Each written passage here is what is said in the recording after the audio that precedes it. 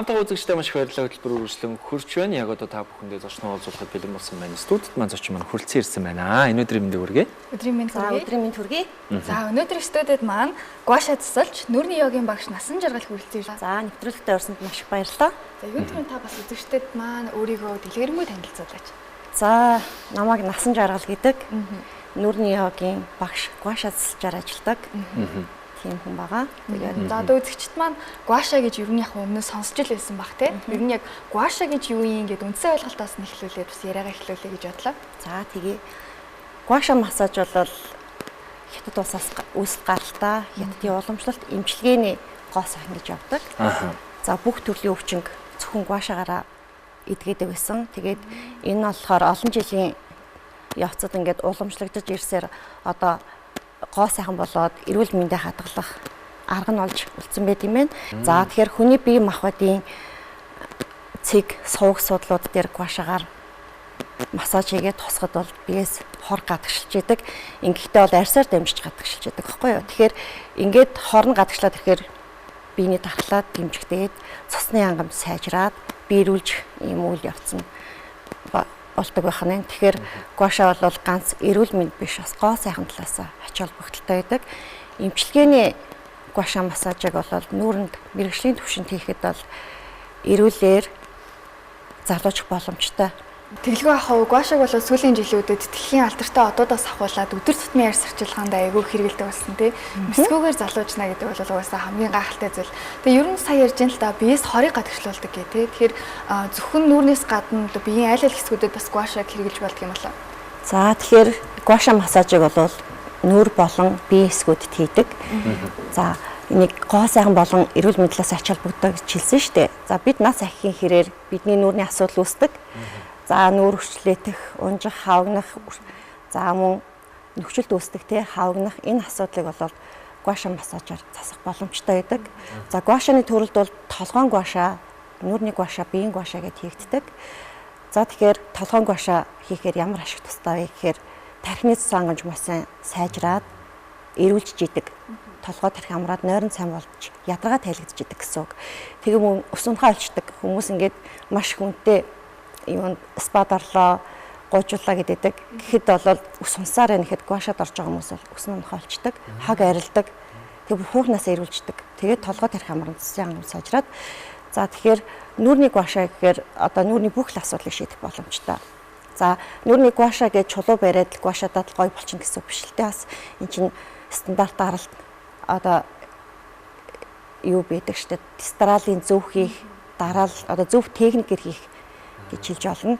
Тэгэхээр зөв техникээр хийж нүүр маань маш гоё эрүүл болдог. Тэгэхээр нүүрэнд гуаша хийхээр яах вэ гэхээр тухны хөвшлээ маш сайн тэнийдэг. Зах өргөдөд гоё нүд том болдог. Цасар хөвшлээ багасна, нүүрний унжилт багасна, давхар ирүү багасна, хөвчлээ тэнийн гээд ер нь бүх асуудлыг гуаша массажаар шийдэх боломжтой байдаг. Тийм. Биеийн гуашаас хийж олно.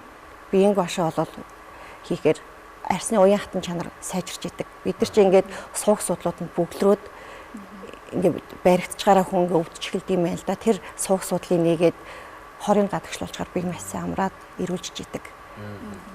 Хорн гадагшлах хэрээрээ хүний бие нь өөрөө эрүүлж идэг. Тий олон жилийн өмнөөс л тэгж гуашагаар одоо гуаша массаж чинь бомб зүү тий одоо бариагаар эмчилж болдог бүх төрлийн өвчнийг гуашаагаар эмчилдэг гэсэн үг. Тэгэхээр маш гоё ашиг тустай тий эрүүл.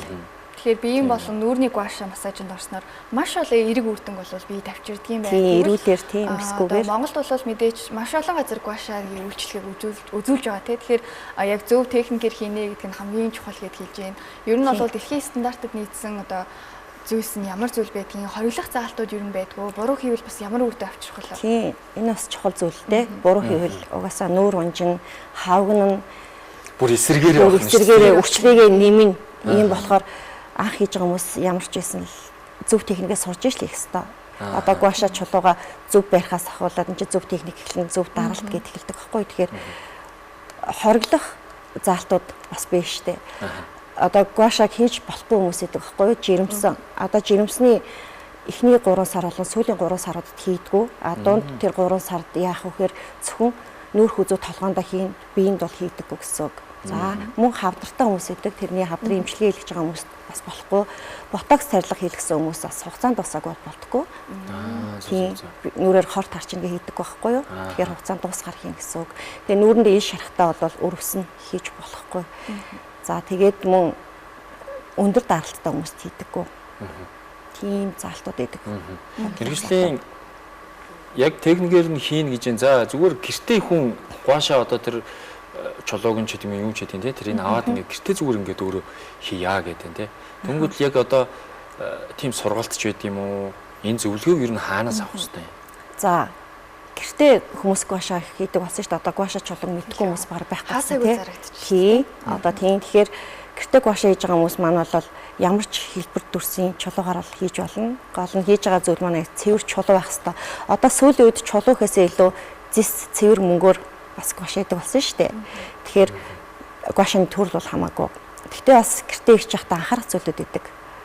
Маш зөв техникээр хийх хэвээр. Тэгэхээр чулуу барьсан л бол гуашаач гэсэн үг бас биш л дээ. Тэгэхээр заавал сургалт авч зөв хийх хэрэгтэй.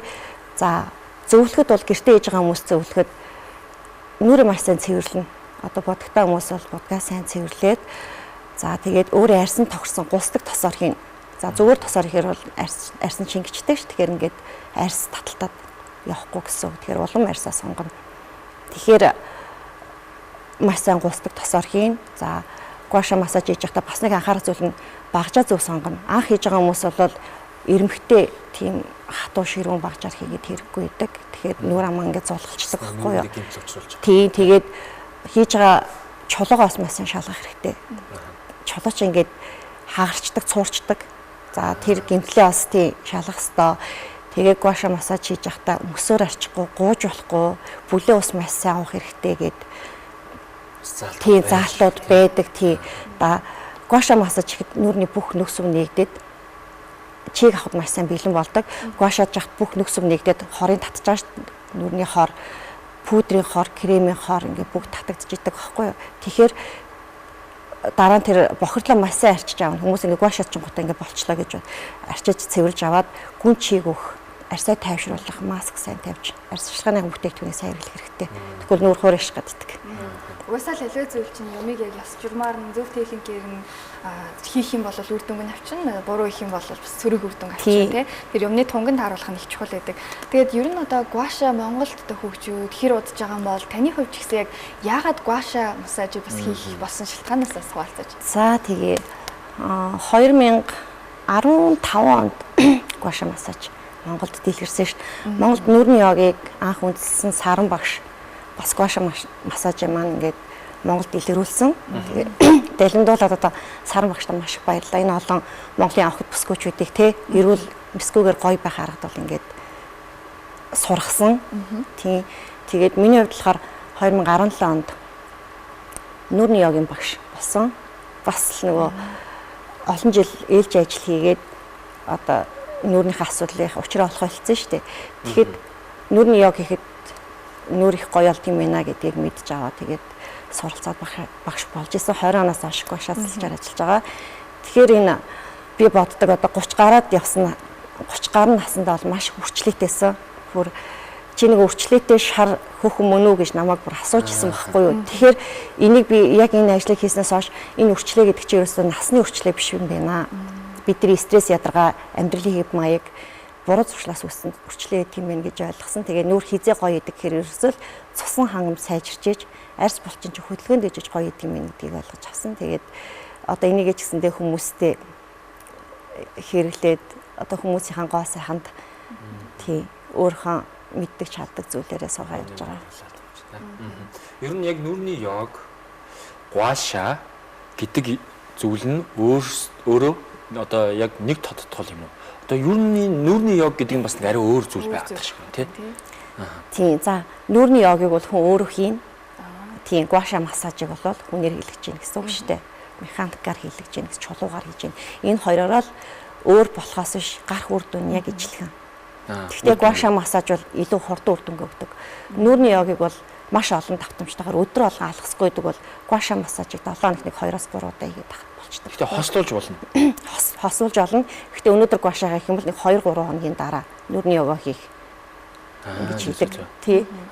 Нүрийн йог гэхэд зарим хүмүүс маань бас мэдэхгүй байх. Йог гэхээр бас хүнд өөр зүйл төсөөлөж байгаа хэл та. Нүрийн йог авдаг юу гэж бодоод байдаг. За нүрийн йог бол нүрийнхээ арьс булчинг сунгаж хөдлөх замаар хийдэг йогийн дасгал гэдэг л та. Тэгээд нүрийн йогийн дасгалаар бол жирийн арьс арчилгаагаар шийдэж чадахгүй бүх асуудлыг шийдэх боломжтой. Одоо ингээд ямар ч үнэтэй тос бидний нүрийг өрөхгүй шлээ тэмэлэхгүй. Тийм болохоор энэ цусны эргэл сайжраад арьс булчин маань гэж хөдөлгөөнд бийжиж эрүүл гоё байдаг юм байна л да. Тэгэхээр нүрийн йог бол маш чухал хэрэгтэй гэсэн үг. За тэгээд нүрийн йогийн хамгийн одоо онцлог чухал зүйл нь бол энэ буруу зуршлаа засах арга суралцдаг нүрийн йогоор.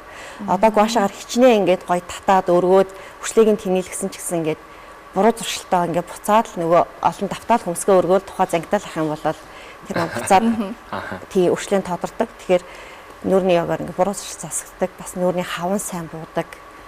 Тийм тогтмол хийвэл 5-10 жилийн нөхцөлөндөө хүрчдэг. Яг гэхдээ зарим механик зүйлсийг бодвол бас нэлийн урт хугацаа өнгөрсний эцэст бас үр дүн өгдөг. Эхний нэг 2-7 хоног тууштай байх юм. Тийм, эхний 2-7 хоногт бол хаван буучдаг. Тэгэхэд гуаша массаж эхний 1-2 ороход л хаван буучдаг байхгүй юу? Тийм, тэгэхээр яг хөө жоохон удаандаа гэсэн үг. Тогтмол хийж одоо хүмүүс ч арай хурдлуулаад юм л та тий. Бүр хурдуулах гэдэг ботокс тайрлага хүртэл хийлгээд байгаа шүү дээ. Тий. Тэгэхээр хурдан өөрчлөлгөө хүсэж байгаа хүмүүс бол гуашаад ороод удаан хугацааны тууштай хүмүүс маань тууштай хүмүүс манаас йог сонгоно. Тэгээ йог бас нөгөө талаараа гуашанаас ч давуу талтай л да. Ягаад тэр чинь амьсгалын давсгал цог хийгдчихэд бас чиний хэлдгээр нь бясалгал хөлс явагдаж толгой тарих бүр маш сайн амарч идэг. Төвлөр сайжирж идэг. Зүнэр өвчнөөс сэргийлж идэг байхгүй юу? Тэгэхээр бас маш чухал. За маш их ингээд сандруу хүмүүс идэв штэ. За би л ихэд маш их яруу, твдүү. Тэгээ ер нь нүрийн йог хийснээр ер нь л хэр аргийн ингээд хажуугаар өнгөөчд болчт юм бэлээ. Тэгэхээр бас гуашаанасаа нөлөөтөө тийм цаагаараа ингээд тарих амраачдаг. Дан ганц за гуашаанд ороод дан ганц за үрчлээч гэдэг юм уу хөвшрөлтөө сэргийлнэ. За нүрийн эрүүл мэнд нүүр гой харагданаа, толгор харагданаа гэж яриад байгаа тийм. Тэгвэл нүүрэндээ маш олон асуудалтай хүмүүс байждаг тийм. Нүүрний одоо сэвэгч гэдэг юм уу, толовч гэдэг юм уу, батгагч гэдэг юм уу, сорвч гэдэг юм уу маш олон асуудалтай хүмүүс байгаад байдаг. Тэрэнд ер нь нөлөө байдаг юм гуашаа. Бэлгүй яах вэ? Ягаад тэр нөгөө цусны эргэлтийн сайжир дотроосоо эрүүлж явчихдаг байхгүй юу? За батгахтай хүмүүс бүр ингээд ил шархтаар биш бол гуашаад орж болдог. Цагаан хар батгахтай зөв хүмүүсэд штэ. Тэр бол гуашаад байхаа баг хумсаараа ингээд л баг унцдаг. Хуураад унцдаг. Тэгж гуашаач хорийн татдаг байхгүй юу? Маш сайн хорийн татдаг. За тэгээд бас хавантай хүмүүс байдаг штэ. Хавантай хүмүүс бас маш сайн нөлөөтөө нөхцөлт аягүй сайн багасдаг. Ягаад тэгэхээр цусны эргэлтийг дотроос амжилчдаг. Гуашаанаас ч юм дотроос нь амжилж идэг байхгүй юу? Тэгэхээр нөсөө толбын хөрж. Нөсөө толб бүдгэрэн. За нөсөө толб бүдгрээд бүдгэрнэ гэснээс одоо ийм хүмүүс идэг штэ. Нилээн бор хайрстай тэгэхээр нөсөө толбор нь мэдэгддэггүй. Одоо кремний дарагдчихдаг байсан болол гуашаад оронгуутлын үндсэн хайрсан цайгаад ирдэг байхгүй. Тэгэхээр ингээ нөсөө толбор ингээ тоодорч мэдэгддэг. Тийдэг. Тэгэхээр үндсэн хайрсан маш сайн сэргээж өгдөг гэсэн үг. Тэгээд удаандаа нөсөө толбор маш сайн бүдгэрдэг.